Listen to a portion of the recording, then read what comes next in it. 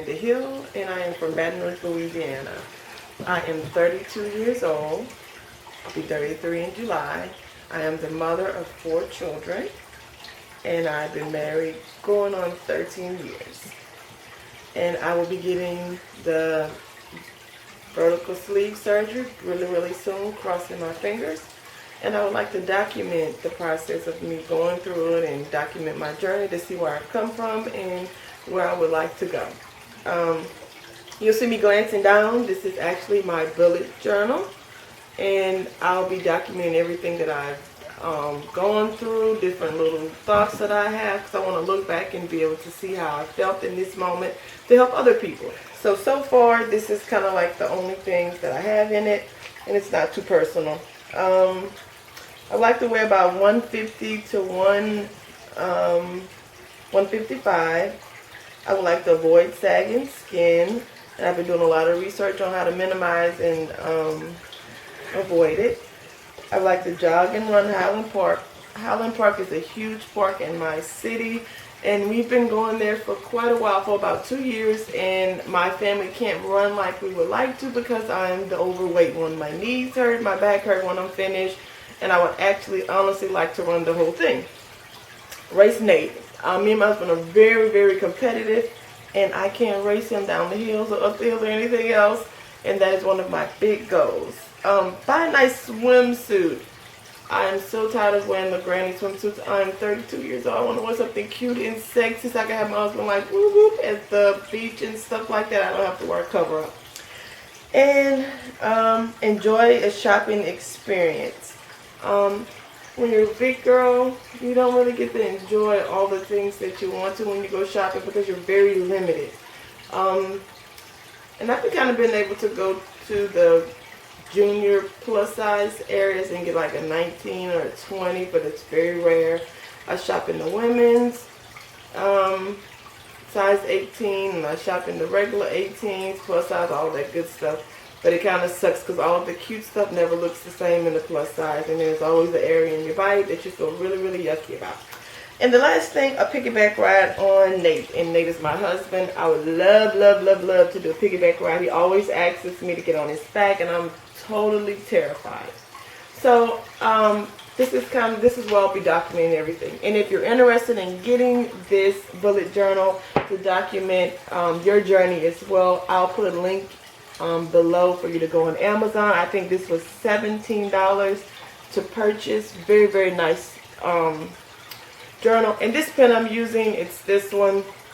Very nice pen, smooth writing, and it actually does not bleed through the paper, so you don't have anything to worry about. Okay, so that is that. I wrote down a couple of things I want to discuss with you guys. I told you I was 32 years old. My highest weight has been 305 pounds. It was for my last pregnancy.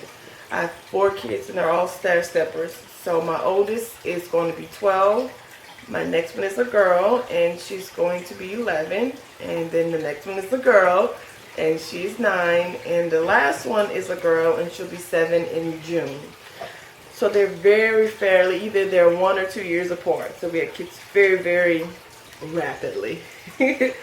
My current weight is 252 pounds, and so between that process of having my last child weighing 305 pounds, I've gotten down to, I've lost 83 pounds since that time.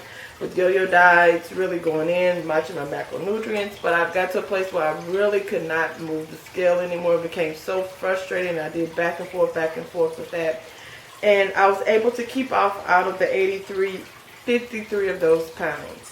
My goal weight is 150, so I can be in between 150 and 155. And I want to document this entire process, because sometimes when you're in the midst of losing weight, you don't see how far you've come, and you get very frustrated. And I'm just going to tell you where I'm at so far in the process. I had my initial visit with my surgeon on April 6th, and it was with Dr. Carl LeBlanc at the Lady of the Lake. And they said I had to do a couple things before they scheduled me for my surgery and send it through to insurance for approval. So I scheduled all of my lab work, EKG, swallow exam and nutritionist. It was very easy breezy. Everything's done at the hospital that I'm going to be doing the surgery with. There's one lady that's set up super sweet, and she handles everything. She just sets up your time. And I did all of that on April 26th of 2016. And it was a total of a 3-hour process. I had to fast. I couldn't eat anything, couldn't chew gum, could not drink water. Oh my God, I was so thirsty and hungry when I made it there.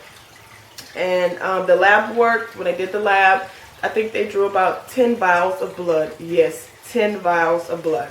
But every process is different, but this is the one that they wanted me to go through. The EKG was fairly simple, nothing really. The swallow exam, it was very different. I never did anything like that. They basically wanted me to swallow this chalky liquid, and they wanted to see how my body processed, how my stomach processed everything as it went through my digestive system. And they took photographs as they went through it, and then they gave me something that was bubbling and made you want to burp, and they told you not to burp, and they monitored how that passed through your body as well. The x-ray technician started off, and then the doctor came in and he did some of his own, and I thought it was very unique. Once I drank the chalky liquid thing, then the doctor came in and it was like flip over, but don't turn to your right, because once you turn to your right, you'll actually flush the liquid out of your system quicker. So I thought that was quite interesting. They said they wanted to fully coat the stomach. It was quite interesting how the digestive system actually works. So I did that, and I didn't want to take a lot of days off from work, so I just did everything that was required in one day. So I saw the nutritionist, and I was very honest with her. I told her my eating habits. I told her how I got to this size, and I just asked her for tips to help me until the surgery is scheduled.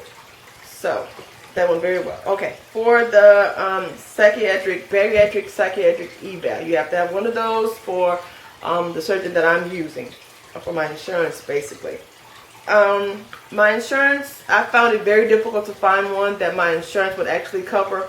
Most of them were charging starting from $200 and up. I initially did not want to pay the $200 because it was a pain in the butt. It's like $200 freaking dollars is a lot of money. However, the one hospital or clinic that would actually take my insurance, they were so unfreaking professional that I did not want to use them. Initially started off okay. I called one day and they said they're going to schedule me. Someone's going to call back. 3 days passed by, did not receive a call back. I called back up there and the lady was like, well, the scheduling department, I don't see anything in the system. She starts taking down my information, scheduling my stuff right then and there. It made me think, was she really the scheduling department and she kind of like didn't do her job and was covering for herself? Because from then on out, she was the one that kind of kept calling and kept scheduling everything. They said it was going to be a 2 appointment process and it could not be done on the same day. And it's going to do an initial one.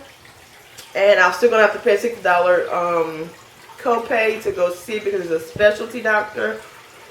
And then from there, I would spend an hour for initial consultation, initial visit, whatever that may be. And that's going to have to come back in 2 weeks and do another on-site testing for psych eval. And it was going to be a 2-hour to 3-hour process to evaluate my thinking, my brain, and all that good stuff.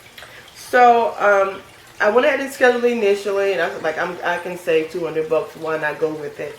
In the end, I regretted it. The lady kept calling me back saying she needs to reschedule. Kept calling me back asking, can I change the date and time? Kept calling me back saying that she can't see me on this date for the first appointment. Then she couldn't see me on this date and time for the next appointment. And I just stopped answering my phone. I went ahead and sucked it up. I saw Dr. Mack. I think his name is Kerry Mack. He's a psychiatrist down here in Baton Rouge, Louisiana. He was phenomenal. The thing that I liked about him the most, he was very professional, very small office. It's not a bunch of people running in and out. His receptionist was so sweet. She didn't make me feel uncomfortable. He didn't make me feel uncomfortable. It lasted about 20 to 30 minutes, and he had already had the surgery, him and his wife, so he had a lot of information and a lot of tips. And it was very, very nice. I paid the $200. I just sucked it up, went to him. but I enjoyed it because he answered all of my questions, and he got my information sent over really, really quick to my surgeon.